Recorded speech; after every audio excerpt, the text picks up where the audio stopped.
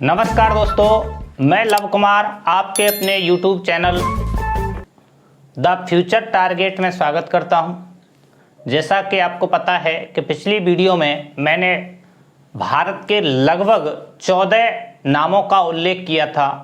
उसके बाद अगला जो पार्ट हम देखें, इसी पार्ट में ये आपका टॉपिक था भारत स्थिति एवं विस्तार।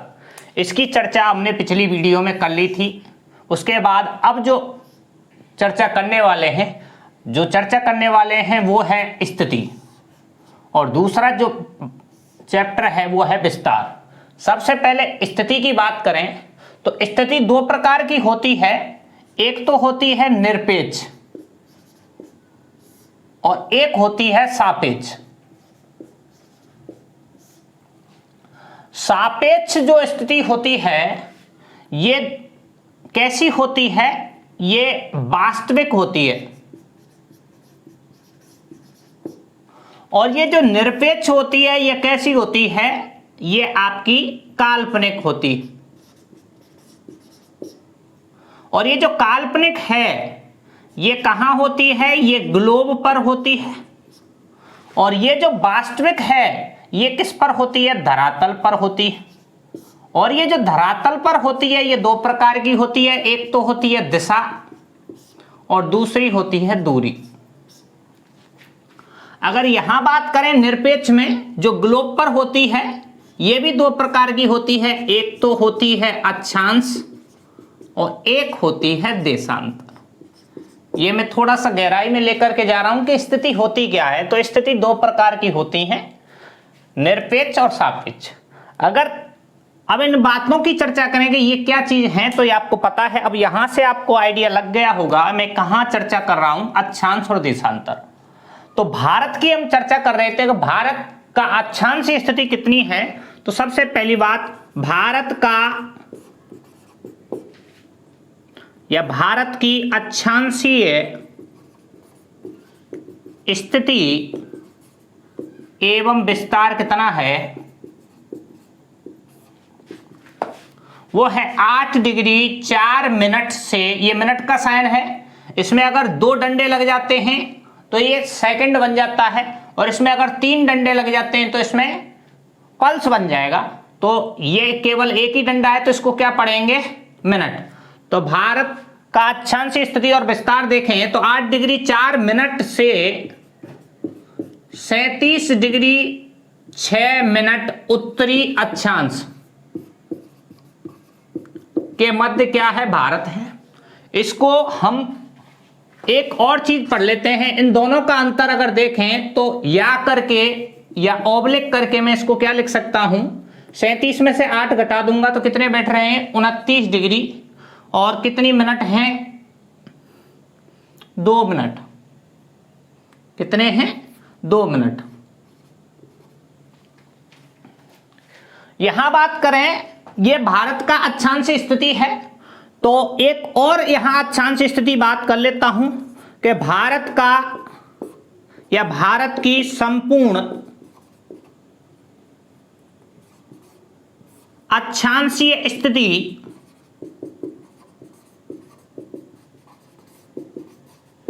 एवं विस्तार कितना है?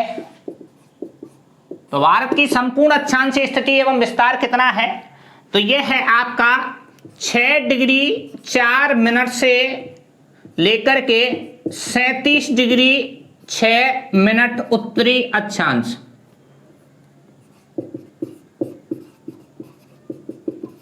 इसका मतलब इसको क्या लिख सकता हूं मैं? 31 डिग्री 02 मिनट।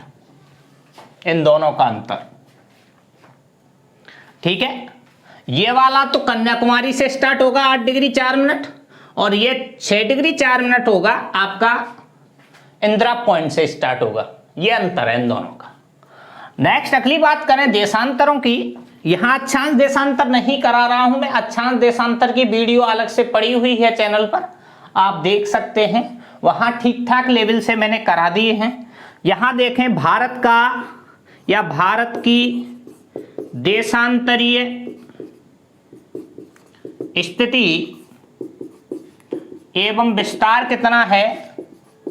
तो भारत की देशांतरीय स्थिति एवं विस्तार है 68 डिग्री 7 मिनट से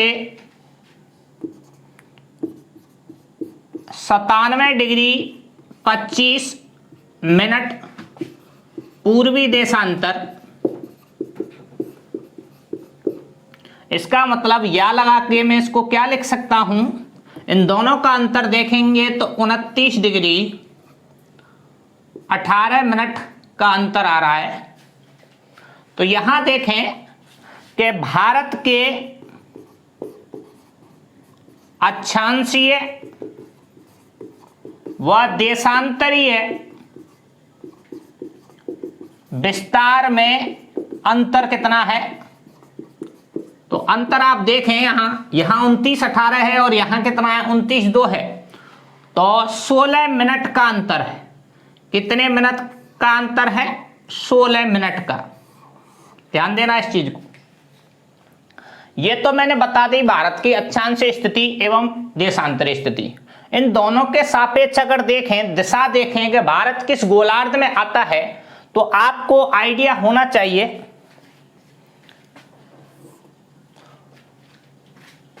भारत कौन से गोलार्ध में है? उत्तरी पूर्वी गोलार्ध में स्थित है।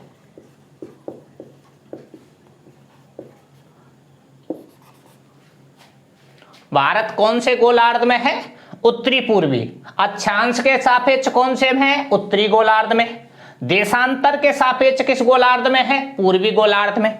इसका मतलब ये आपका ग्लोब है और इस ग्लोब का आधा भाग क्या कर दिया मैंने, बीच में से काट दिया। इसका मतलब भूमध्य रेखा यहां खींच दी।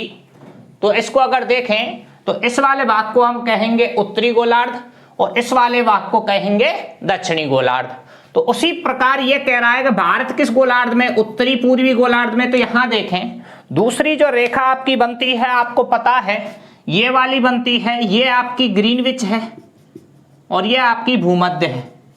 ये भूमध्य हो जाएगी, ये ग्रीनविच हो जाएगी। और भारत कहां पर है?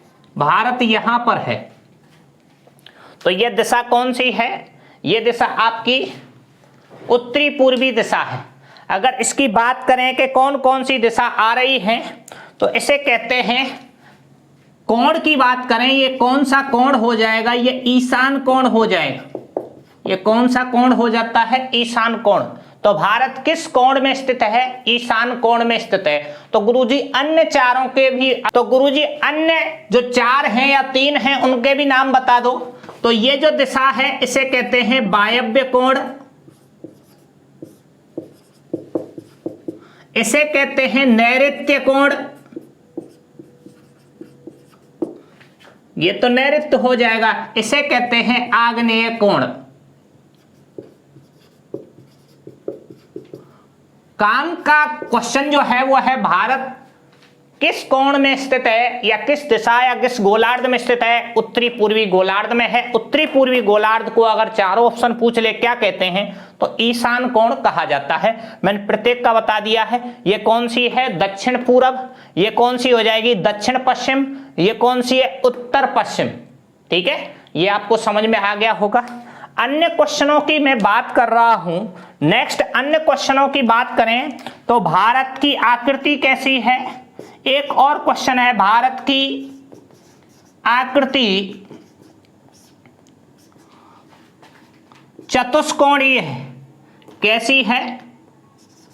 चतुष्कोणीय है।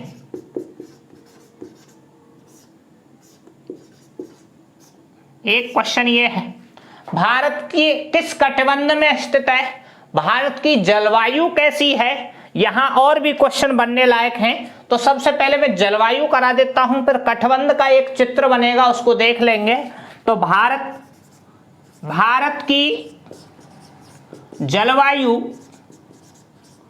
उष्ण एवं मानसूनी प्रकार की है।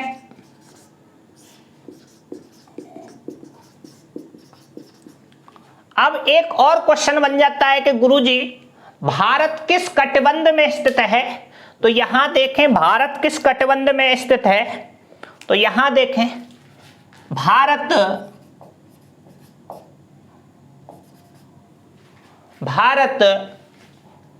उष्ण एवं उपोष्ण कटिबंध में स्थित है। ये शब्द जो आपने पढ़ा है, मैंने लिखा रहा हूं, भारत किस कटिबंध में स्थित है कि उष्ण कटिबंध में और उपोष्ण दोनों में स्थित है भारत। उपोष्ण, कहीं कहीं आपको इस शब्द की जगह पर, उपोष्ण की जगह पर क्या मिल रहा होगा, शीतोष्ण शब्द का उल्लेख मिल रहा होगा। यहां नहीं दिखाई दे रहा होगा तो नीचे दिख रहा हूं, इसको जगह पर क्या मिल जाता है, शीतोष्ण। इसको मैं समझाने वाला हूं। फिलहाल ये देखें कि भारत उष्ण एवं उपोष्ण कटिबंध में स्थित है। अगर उपोष्ण ऑप्शन में नहीं है तो शीतोष्ण कर सकते हैं। कैसे है, कटिबंध क्या होता है, उसकी चर्चा कर लेते हैं। फिलहाल ये चीज आपको समझ में आ गई। उसी क्रम में जो मैंने लिखाया है उसी क्रम में आप नोट्स बना रहे होंगे। आगे बढ़ते हैं। तो मैंने आपको बताया था कि भाई इसको समझा देता हूं। सबसे पहली बात तो इतना तो आइडिया सभी को है कि कर्क रेखा भारत के बिल्कुल बीच से होकर के गुजरती है, मध्य से होकर के गुजरती है। कर्क रेखा भारत को दो भागों में बांटती है। अभी कर्क रेखा मैंने कराई नहीं है, कर्क रेखा को फुल डिटेल में आगे नेक्स्ट वीडियो में आएगी वो। अगर देखें तो फिलहाल इतना समझ लें, ये ग्लोब है और इस ग्लोब में बीच में से एक रेखा गुजारी गई है, इसे कहते हैं भूमध्य रेखा या विषुवत रेखा कह लो, या 0 डिग्री अक्षांश रेखा कह लो, या 0 डिग्री अक्षांश, या प्रधान अक्षांश, जो कुछ भी बहुत सारे नाम हैं इसके, इक्वेटर वगैरह, ये सब मैंने लिखा दिए थे आपको पहले। यहां देखें ये ऊपर वाला जो पार्ट है इसे कहते हैं 23.5 डिग्री, जो उत्तरी है इसे कहते हैं कर्क रेखा, और नीचे वाला जो है भूमध्य रेखा के 23.5 डिग्री नीचे उसे कहते हैं मकर रेखा। इसे अंग्रेजी में कहते हैं इक्वेटर भूमध्य रेखा को। इसे कर्क रेखा को कहते हैं ट्रॉपिक ऑफ कैंसर, और मकर रेखा को कहा जाता है ट्रॉपिक ऑफ कैप्रिकॉर्न। यहां इसके अलावा अन्य बातों की बात करें तो यहां एक और रेखा है जो 66.5 डिग्री दक्षिण में है और एक है 66.5 डिग्री उत्तर में है। ये नॉर्थ पोल हो जाएगा और ये साउथ पोल हो जाएगा, उत्तरी ध्रुव और दक्षिणी ध्रुव। यहां देखें इसे कहते हैं आर्कटिक वृत्त, जो 66.5 डिग्री है इसे कहते हैं अंटार्कटिक वृत्त। यह चीज आपको समझ में आ जानी चाहिए। यहां देखें कि आपको इन रेखाओं का जो निर्धारण किया गया है, इन रेखाओं का निर्धारण सूर्य की स्थिति के आधार पर किया गया है।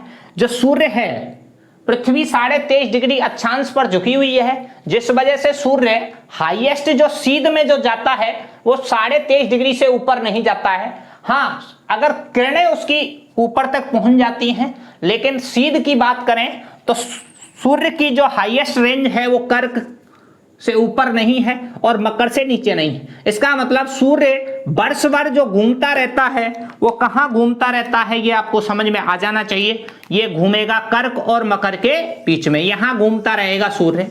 और जैसे ही घूमता रहेगा, इसका मतलब मैं कह रहा हूं इस वाले पार्ट की बात कर रहा हूं मैं, जहां सूर्य है वहां गर्मी है, और जहां गर्मी है उसे कहते हैं उष्ण कटिबंध। क्या कहा जाता है? उष्ण कटिबंध। कटिबंध किसे कहते हैं आपको पता है? मैंने आपको पिछली वीडियो में बता चुका हूं कि दो अक्षांशों के मध्य का क्षेत्र क्या कहलाता है? कटिबंध या जोन कहलाता है। इसलिए हमें सूर्य जहां होगा उसे क्या कहेंगे? उष्ण कटिबंध। 23.5 डिग्री उत्तर से 23.5 डिग्री दक्षिण वाले पार्ट में। यहां देखें, ये जो कर्क है 23.5 डिग्री जिसे हम बोल रहे हैं बार बार, ये मकर है, इसको भी 23.5 डिग्री बोल रहे हैं। ये तो साउथ है, ये नॉर्थ है। इसके बीच में ये 66.5 डिग्री आर्कटिक है, ये भी 66.5 डिग्री साउथ अंटार्कटिक है। इन दोनों के बीच वाला पार्ट, इसको देखें, इसको क्या कहेंगे मैं अभी बताने वाला हूं। पहले और सरल कर देता हूं इसको। यहां देखें 66.5 से 90 डिग्री, इसके बीच की बात कर रहा हूं मैं। ये वाला पार्ट दोनों ओर, यहां क्या रहता है? 66.5 से ऊपर हमेशा बर्फ रहती है। इस वजह से इस वाले पार्ट को हम क्या कह देते हैं? इसे कहते हैं शीत कटिबंध। क्या कहा जाता है? शीत कटिबंध कहा जाता है। ये अगर इधर की भी बात करें तो इसे क्या कहेंगे? ये भी क्या है? ये भी शीत कटिबंध कहलाएगा। और ये बीच वाला जो पार्ट है आपको दिख रहा है, ये बीच वाला जो पार्ट है इसे कहेंगे शीतोष्ण कटिबंध। क्या कहेंगे? मैं लिख रहा हूं, इसे कहेंगे शीतोष्ण।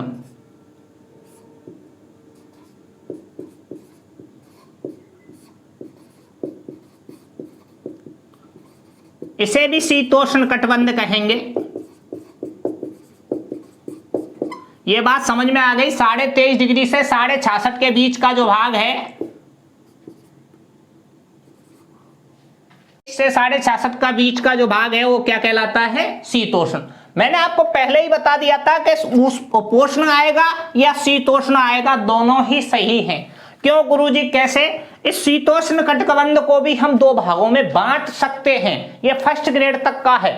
शीतोष्ण कटिबंध को वैसे पूछेगा नहीं, लेकिन अगर आपको पूछ ले कि भाई शीतोष्ण कटिबंध को भी दो भागों में बांटा जा सकता है, ये तो जैसे शीतोष्ण कटिबंध यहां लिख दिया मैंने। इसको अगर मैं दो भागों में बांटूं तो दो भागों में एक तो नाम है उपशीत और एक नाम है उपोष्ण। ठीक है। अब यहां देखें गुरुजी, शीतोष्ण कटिबंध, ये जो दो पार्ट हैं इनको दो भागों में बांटने वाली जो रेखा है वो कौन सी रेखा है? यहां देखें तो ये जो रेखा है वो है 45 डिग्री वाली, ये वाली। यहां एक और रेखा है 45 डिग्री वाली। 45 डिग्री अक्षांश रेखा शीतोष्ण कटिबंध दोनों को दो भागों में बांटती है। एक तो है उपोष्ण और एक है उपशीत। मतलब जो शीत वाले भाग वाला जो पार्ट है ऊपर वाला, यहां और ये वाला, ये तो कहलाएगा, ये जो पार्ट है ये क्या कहलाएंगे? उपशीत। और जो उष्ण कटिबंध के नजदीक हैं दोनों ओर, यहां और यहां, ये क्या कहलाएंगे? उपोष्ण कहलाएंगे। ये चीज समझ में आ गई? और आपको पता है, ध्यान हो तो, भारत 8 डिग्री से 37 डिग्री के मध्य है।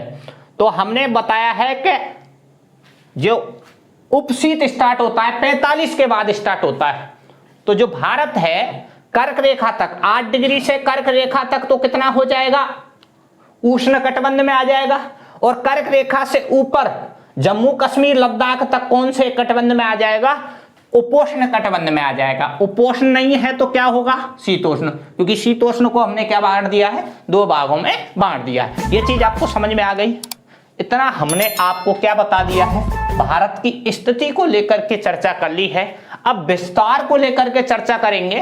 भारत की लंबाई, चौड़ाई, क्षेत्रफल और उसके चारों पांचों जो बिंदु हैं, जो 6 बिंदु हैं चारों तरफ और बीच में मध्य बिंदु कौन सा है, उन पर चर्चा करने वाले हैं अगली वीडियो में। इस वीडियो को शेयर करते रहें जिससे हमें सपोर्ट मिलेगा और हम आपको एक अच्छे लेवल से आपकी तैयारी कराने की कोशिश करेंगे। जैसा कि मैंने आपको बता चुका हूं कि मैं अच्छे से अच्छे टीचर लाने की इस चैनल पर कोशिश करूंगा, लेकिन आप मेरे साथ खड़े तो हों।